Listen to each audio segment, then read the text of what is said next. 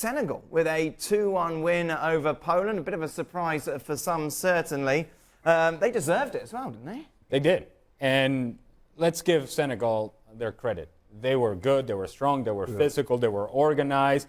When they went on the counter, they knew exactly what they wanted to do. Now that we are done with that, giving Senegal their due, what is going on with Poland?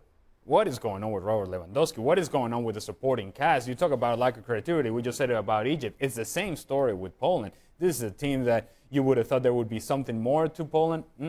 Limited, nothing from Lewandowski, very little from everybody else.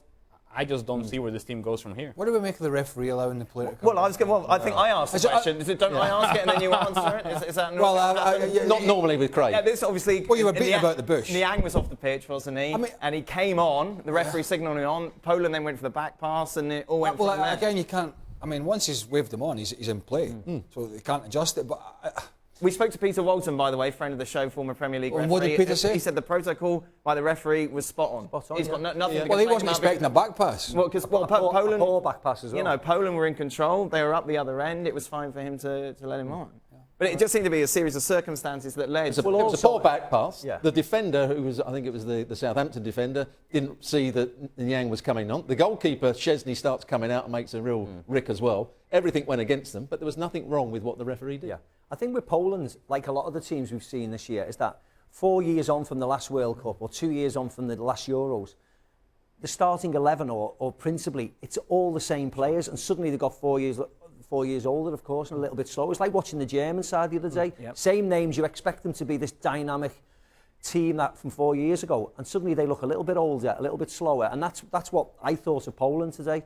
You know, Lewandowski's a super player, but he needs the people around him. And it looks as if they just for this first game. They've been playing with the back three in most of the qualifying games, and suddenly they went with the back four.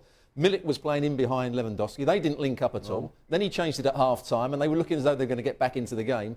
And then, of course, the second goal happened.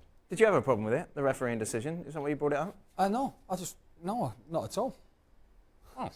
He's hosting. He's breaking it down. I was just watch out for your job. You can imagine the Polish Federation to be going absolutely crazy about the goal, can't you? Is your nose out? Have I put your nose out of joint? Not at all. I just obviously you've got sympathy for bad back passes in big games, but let's not bring it up. It's a bit below the belt, isn't it? That's all right. That's okay. Senegal going forward. A team you wouldn't want to face. I don't want to change the subject. I know, that's what I'm doing. I look at Senegal as, and given the other results in this group, now you think, wait a minute, this is a team that can give you some problems because of how physical they can be, how athletic they can be, and most importantly, they were organized. And at times you don't see that. What you saw from Senegal today is a team that, okay, this is how we're going to set up. I don't think Poland can break us down, and Poland could not break them down. I just don't know that they have enough. If Sadio Mane doesn't have a great game, then who breaks somebody else down? Who's the guy that's going to score the big goal for you? I just don't see that player. You're absolutely right, because at the African Cup of Nations, they were the best team by far. Yeah. And they got to the quarterfinals against the poor Cameroon side, who actually went on to win it. And they couldn't break. They had all the play. They never looked in danger. They draw the game 0-0. They lose on penalties. And they were the best team at the African Nations by far. This wasn't a surprise, this. I think we have to say, Senegal, we all thought were the best of the Africans. We know the African sides haven't scored a goal and haven't won a game, but this was a different opposition. We knew these were very good. We knew they got a load of experience.